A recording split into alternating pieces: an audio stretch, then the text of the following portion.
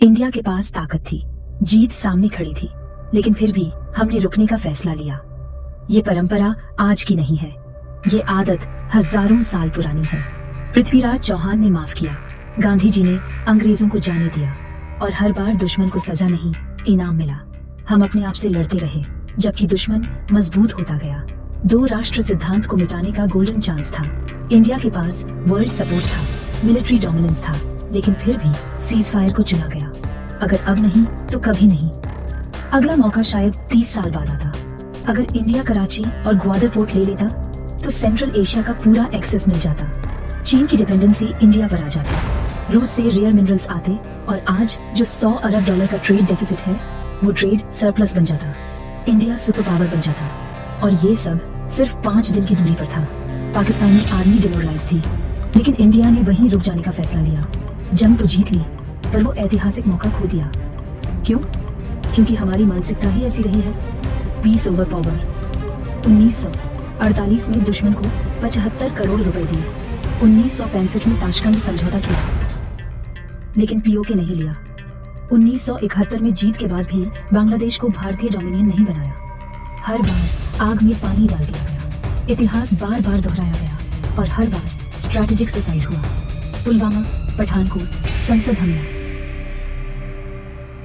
लेकिन जवाब में सिर्फ बस डिप्लोमेसी, लाहौर दौरे और पीस टॉक्स। आतंकवाद रुका नहीं, बल्कि और बढ़ा। अब इल्जाम देना बंद करना होगा और एक्शन शुरू करना होगा।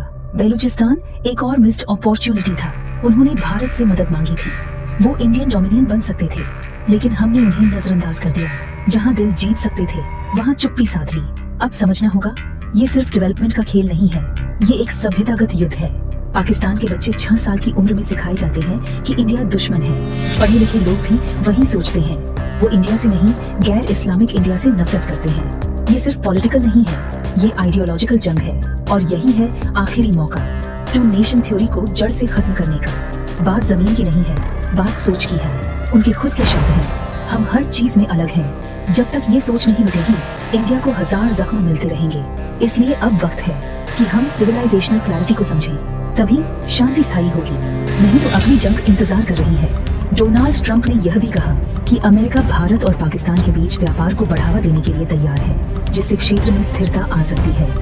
हालांकि भारतीय सरकार ने किसी भी अंतर्राष्ट्रीय मध्यस्थता को अस्वीकार करते हुए स्पष्ट किया कि सभी मुद्दों का समाधान द्विपक्षीय वार्ता के माध्यम से ही संभव है। इस प्रकार जबकि डोनाल्ड ट्रंप ने संघर्ष विराम का श्रेय लेने का प्रयास किया, वास्तविकता यह है कि यह दोनों देशों के बीच प्रत्यक्ष वार्ता का परिणाम था और पाकिस्तान की जीत के दावे को भारतीय सेना ने तथ्यों के साथ खंडन किया। डोनाल्ड ट्रंप ने हाल ही में भारत पाकिस्तान संघर्ष विराम का श्रेय लेते हुए दावा किया कि अमेरिका की मध्यस्थता ने एक संभावित परमाणु युद्ध को टाल दिया।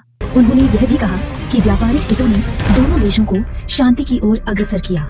पाकिस्तान ने इस संघर्ष विराम को अपनी जीत के रूप में प्रस्तुत किया, लेकिन भारतीय सेना ने इस दावे को खारिज करते हुए बताया कि उन्होंने 100 से अधिक आतंकवादियों को मार गिराया और पाकिस्तानी जेट विमानों को भी निशाना बनाया। इस संघर्ष विराम के बावजूद दोनों देशों के बीच तनाव बना हुआ है और प्रत्येक पक्ष एक दूसरे पर संघर्ष विराम के उल्लंघन का आरोप लगा रहा है।